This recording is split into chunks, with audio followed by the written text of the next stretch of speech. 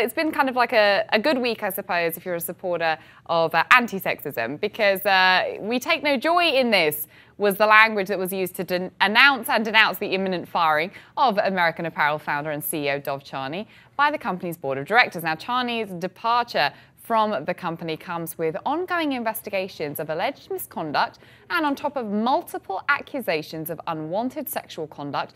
Those feeling personally victimised by Chowdhury's business model, might just point to the oft-controversial sexism and objectification of women in the company's ads.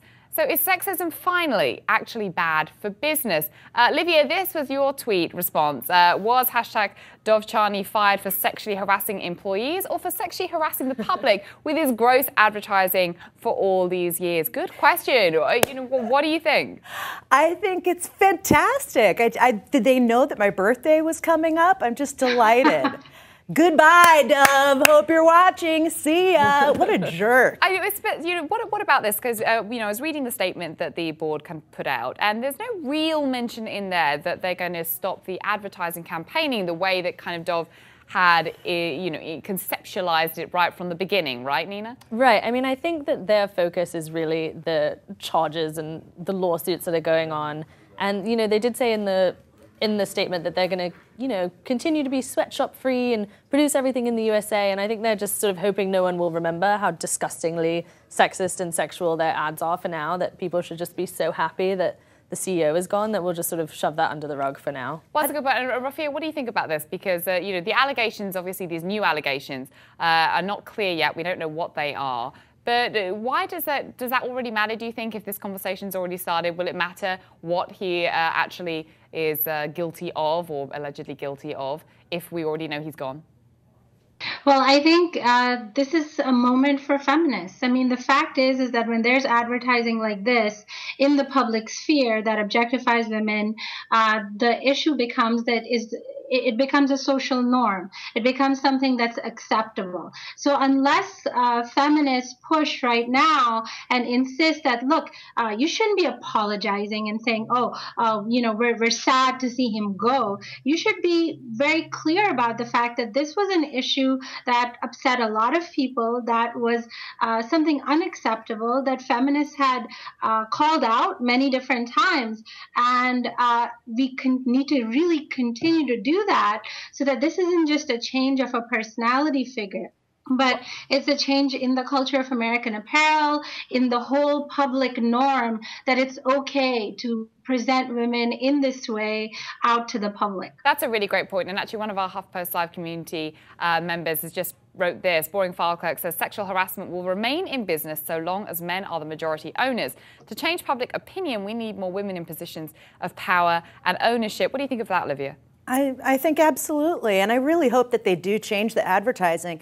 I mean, those girls look like they were kidnapped and put in the back of a van. Right. They really did. They looked like, your payment is we're not going to kill you. Like, I just don't even think that those girls didn't even look like they got paid, and their look wasn't, come get me. It was come get me, mom. So, why do you think that they were fetishized for so long? I mean, I feel like at a certain point, women were buying into it. I mean, American Apparel stocks, obviously, in the last few months, last couple of years, really, they have taken a real dive. That's been one of the main narratives in a lot of this Dov Charney fallout. But what do you think, Nina? I mean, are we partly to blame for the perpetuation of this kind of imagery, or do you think that women have for a long time sort of said, actually, this is definitely not the kind of advertising we want when we're buying clothes? Well, I think a lot of the times women have said, this is needlessly sexual, this is ridiculous, why is there a woman sort of riding around wearing nothing but a men's flannel shirt?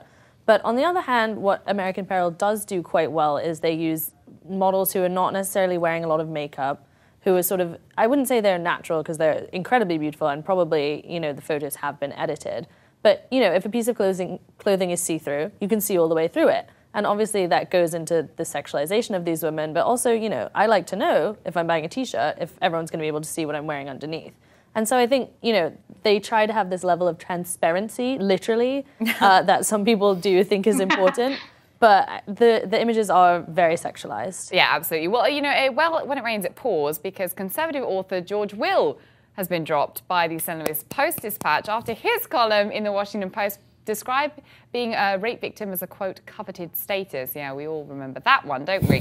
The Dispatch's editorial board announced a separation from Will and apologised, writing, quote, the change has been under consideration for several months, but a column published on June 5th in which Mr. Will suggested that sexual assault victims on college campuses enjoy a privileged status made the decision easier. The column was offensive and inaccurate. We apologise for publishing it.